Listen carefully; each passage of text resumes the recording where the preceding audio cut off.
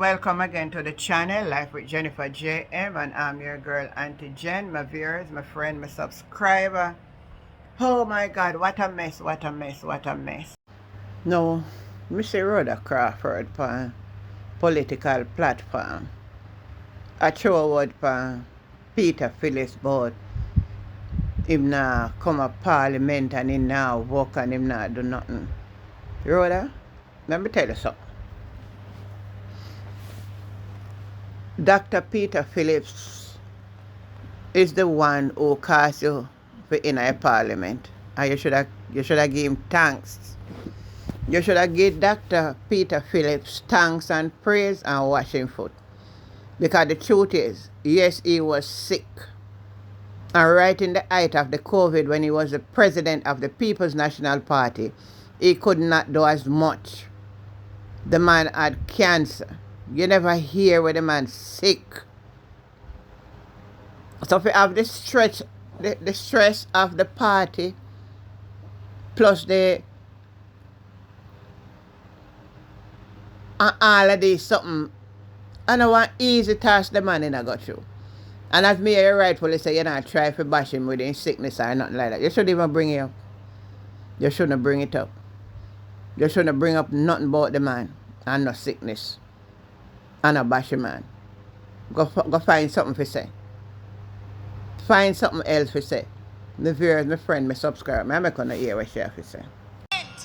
Who was opposition leader, Minister of National Security, and if he has been to the parliament 30 times for the 4 years, that would be enough. And I'm not knocking sickness, because the other day I was admitted in the hospital because my appendix had to be removed. Before I could come back out on the road, hold on, listen good, I lay down up in the UWI hospital. After I come out, I had to lie down at home for another 2 weeks. And when my sick leave was up, I got back in the constituency and I got back in parliament. Now we here say the MP for this constituency is ill, so we never trouble him. But the problem I have is that the other day in the boiling sun, I saw him demonstrating.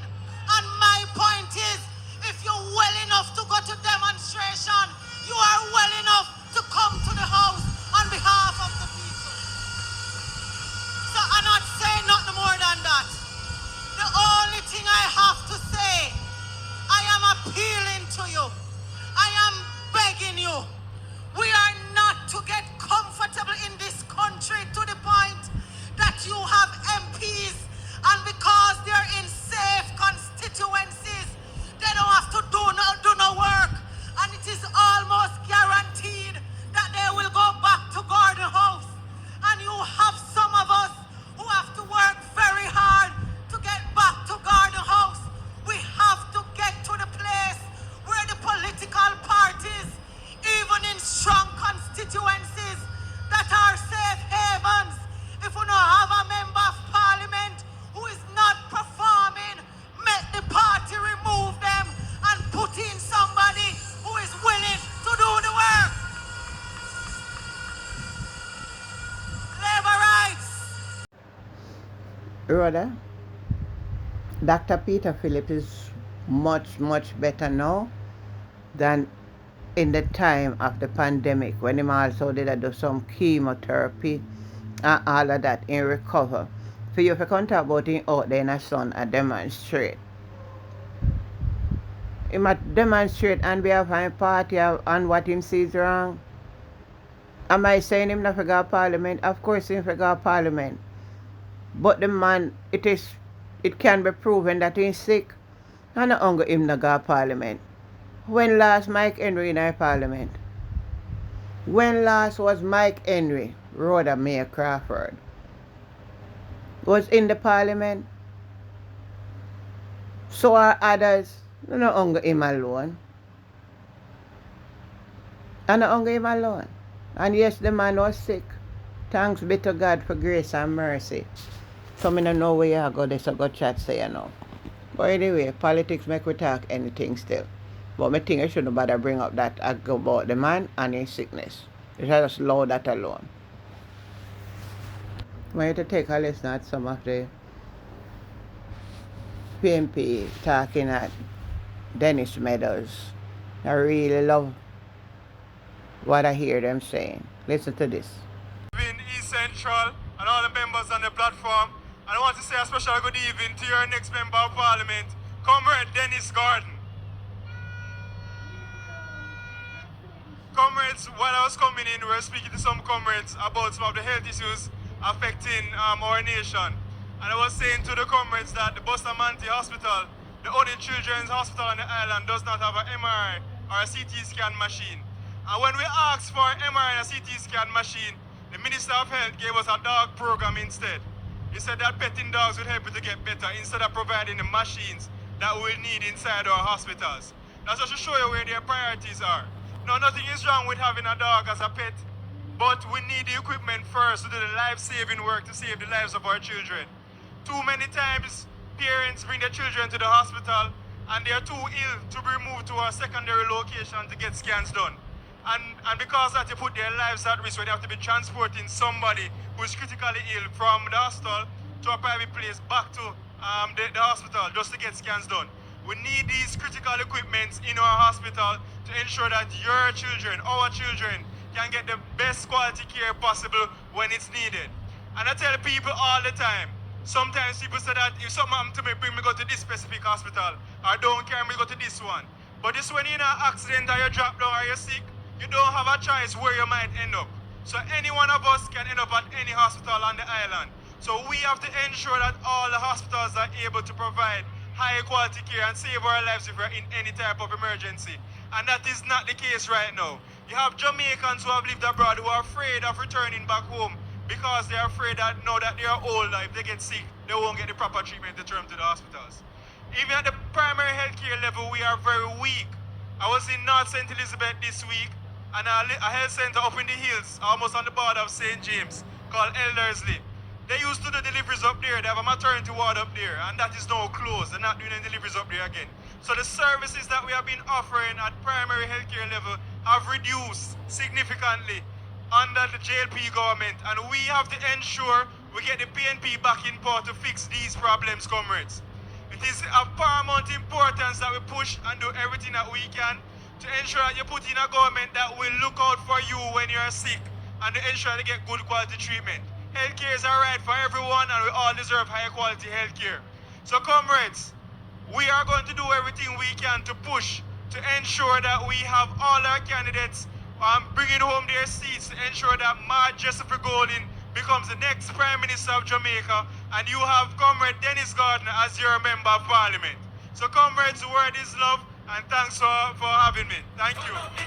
We have a lot of love and respect for comrade officers who are here. Comrades all, I greet you well. The MC started out right, but I'm going to wait before I burn a fire. Because it's when you visit somebody's home, we're taught in this country that the first thing you do is that you say evening. And you check and make sure say everybody hearty. So as a chairman, but also as a man of great leadership, and as we've heard since evening, a man of great vision. But what strikes me the most, in a seat that has been languishing with a one-party representation for 45 years, there's never a time that I call Comrade Dennis and he doesn't answer. Comrade Dennis Gordon is a man of great encouragement. And he will always take a moment, especially for those of us in difficult seats or what was perceived to be a difficult seat, to give us a lot of encouragement. So I stand this evening to say well done, to say congratulations, to recognize his vision, and to recognize his encouragement of younger comrades like us. But in a seat where laborites feel that it is theirs and they can will it to whomever they want. I just want to let Northwest St. Andrew know that they need to wake up, because we need to match the energy of East Central St. Andrew. Because when I look at East Central, you have a man of great vision and leadership and encouragement. And the energy down here reminds everybody across Kingston and St. Andrew that we are going to be winning the next general election and ensure that Mark Golding is the next Prime Minister of this country. And we stand especially with the workers of this country, because we know that it is all about fair wages. We know that we want our workers to be in safe working environments. And I feel good underlining those points, because as a businessman, as an entrepreneur, Comrade Dennis Gordon has set that pace. So comrades, I don't intend to be long tonight at all, but I want you to make me a promise. The promise is, when the time comes, where are you going to put the X?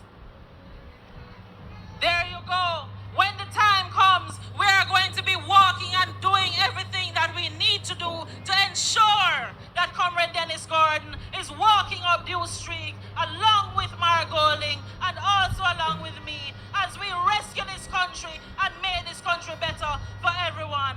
Blessed love, every time, respect, one love. So on here we're gone. So tell me what you think. Remember to like, share and to subscribe to the channel. Life with Jennifer JM. And I'm your girl Auntie Jen, and I'll catch you the next time. Bye.